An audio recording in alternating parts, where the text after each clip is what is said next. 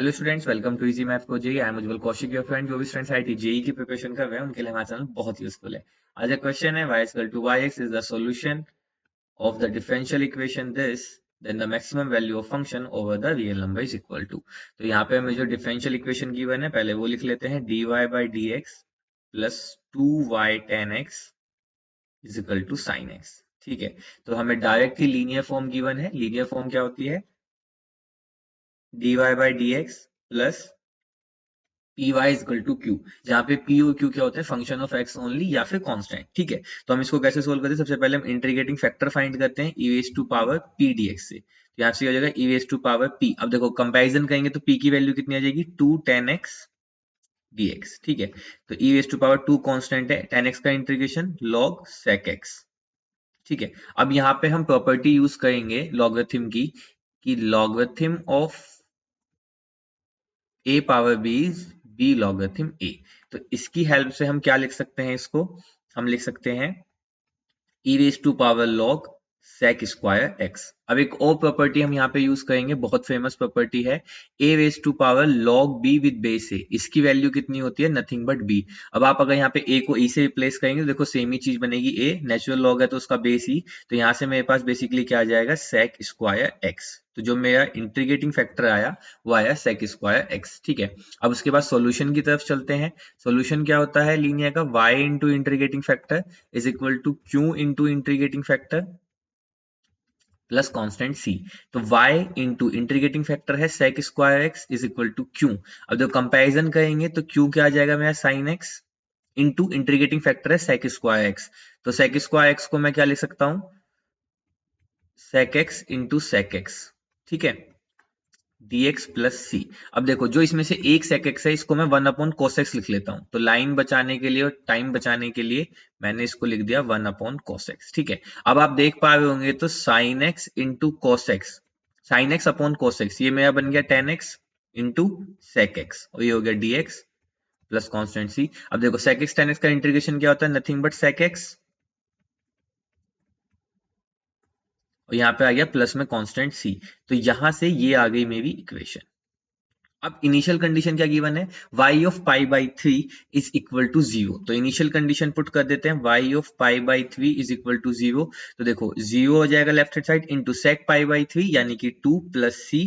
तो c की value कितनी आ गई यहाँ से? माइनस का 2। तो c की वैल्यू -2 यहाँ पे पुट कर देते हैं, तो ये आ जाएगा y into sec square X is equal to sec X minus 2। y is equal to divide कर देंगे तो ये बच जाएगा मेरे पास 1 upon sec X minus 2 upon sec square X. तो y is equal to cos X minus 2 cos square X. ये आ गया मेरा सॉल्यूशन। तो अब मुझे क्या फाइंड करना है?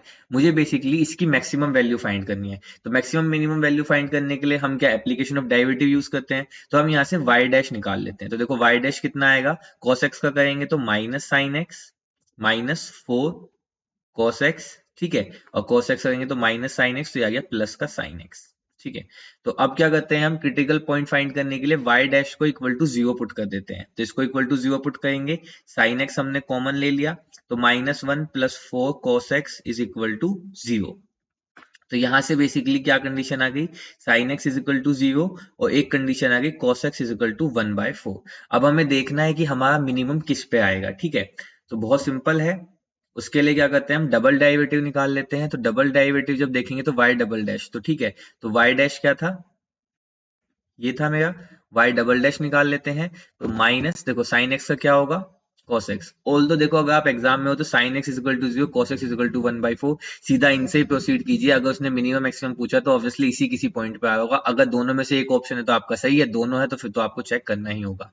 ठीक है, तो डिफरेंशिएट करेंगे तो साइन एक्स का cos x plus 4 cos x, ऐसे ही साइन एक्स का करेंगे तो फिर से cos x plus sine X as it is, और cos x करेंगे तो माइनस साइन एक्स, तो यहाँ पे माइनस का साइन स्क्वायर एक्स। ठीक है, ये आ गया मेरा इंटीग्रेशन। अब आप देखो sine X is equal to अगर मैं 0 पुट करता हूं तो मेरे पास क्या आता है? ठीक है, सबसे पहले मैं at sine X is equal to 0 यानी कि x इज इक्वल टू 0 इसको पुट करता हूं। मुझे निकालना क्या है? मैक्सिमम निकालना है। ठीक है, तो जब मैं x is equal to 0 put करूंगा तो y double dash is equal to cos 0। अब देखो cos 0 कितना होता है? 1, तो -1 प्लस 4, तो यहां से हो जाएगा cos स्क्वायर x। तो cos 0 1 माइनस साइन 0 0, तो बेसिकली y डबल डैश क्या आया मेरा प्लस का 3 यानी कि पॉजिटिव, और पॉजिटिव अगर डबल डेरिवेटिव पॉजिटिव आता है तो इसका मतलब वहां पे मुझे क्या मिलता है, मिनिमम मिलता है। ठीक है, अब तो ये बात शुरू हो गई कि अगर इस पे मिनिमम मिल रहा है तो ऑब्वियसली मैक्सिमम इसी पे मिल रहा होगा, तो डायरेक्ट आप प्रोसीड कीजिए और अपना आंसर निकाल लीजिए। अगर आपको चेक करना है, क्योंकि अभी मैं आपको समझाने के पर्पज से बता रहा हूँ, तो चलिए आइए चेक कर लेते हैं। तो अब हम देखते हैं cos x is equal to 1/4 पे क्या हो रहा है। तो y double dash is equal to -1/4 plus 4। ठीक है, यहाँ पे cos स्क्वायर यानी कि 1/16 माइनस, अच्छा यहाँ पे अब देखो cos x क्या होता है, पंडित बद्री प्रसाद हर हर बोले। ठीक है, तो cos x है 1/4, तो यानी कि बेस और हाइपोटेनस 4, तो ये कितना आ जाएगा 16 माइनस 1 15। तो sin x कितना आ जाएगा आपका, परपेंडिकुलर बाय हाइपोटेनस, तो √15/4, तो उसका स्क्वायर करेंगे तो 15/16। तो यहाँ से आया -1/4 प्लस यहाँ से आया 4 इंटू यहाँ से कितना आया माइनस का 14/16। ठीक है, इससे कैंसिल हुआ 4, तो बेसिकली कितना है माइनस का 15/4। अब देखो जैसे ही माइनस का 15/4 आया, तो आप एक काम मत करना कि तुरंत ऑप्शन 1 देख के और तुरंत आंसर लगा के चले जाना, रुक जाइए थोड़ा रुक जाइए, ये आंसर गलत है। इसने हमें ये बताया है कि y डबल डैश की वैल्यू ये आई है एट पॉइंट दिस, ये आया है नेगेटिव, तो यानी कि यहाँ पे मुझे क्या मिलेगा, मैक्सिमम मिलेगा। बट मैक्सिमम वैल्यू क्या है, वो तो मुझे फंक्शन में पुट करने पे मिलेगी ना, है ना। देखो cos x इजिकल टू 1/4 पे जो वैल्यू आई है, इसने दिया है -15/4, ये तो मुझे बता रहा है कि लेस देन 0 है, तो इस पे मुझे मैक्सिमम मिलेगा, ये मैक्सिमम वैल्यू थोड़ी है। तो मैक्सिमम वैल्यू निकाल लेते हैं, तो y is equal to cos x minus 2 cos square x ये है, cos x की जगह पे 1/4 रखते हैं, तो y इक्वल टू 1/4 माइनस 2/16, तो यहाँ से आ गया आपका 16 एलसीएम, तो 4 माइनस 2, तो 2/16 यानी कि 1/8। तो 1/8 is my right answer, that is my maximum value. So option 2 is my right answer, not option 1. So I hope you are able to understand the video. If you have any doubt, you can ask to me into the comment box. Thank you very much. Please subscribe the channel. Be happy.